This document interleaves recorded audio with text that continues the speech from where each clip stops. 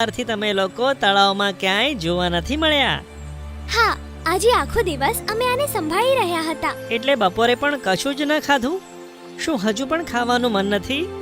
ના, હવે તો ભૂખ સહન જ નથી થઈ રહી. પણ આ ઈંડાને છોડીને કેવી રીતે જવું? અરે ચિંતા ના કર, તેમને કશું જ નહીં થાય. આપણને ખાવાનું મળતા જ તેને ખાઈને અંધારું થતા પહેલા આવી જઈશું.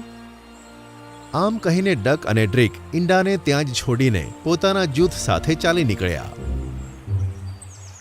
દૂર સાપ પોતાના દરમાં આ વાત સાંભળતો હતો અને આ જ મોકાની રાહ જોતો હતો કે ક્યારે તેઓ ઈંડાને છોડીને જતા રહે.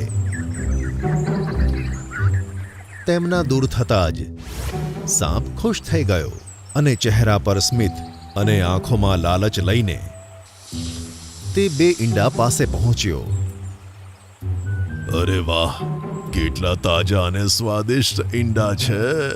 આમ કહીને તેણે પોતાનું મોઢું ખોલ્યું અને એક ઈંડું ગળી ગયું.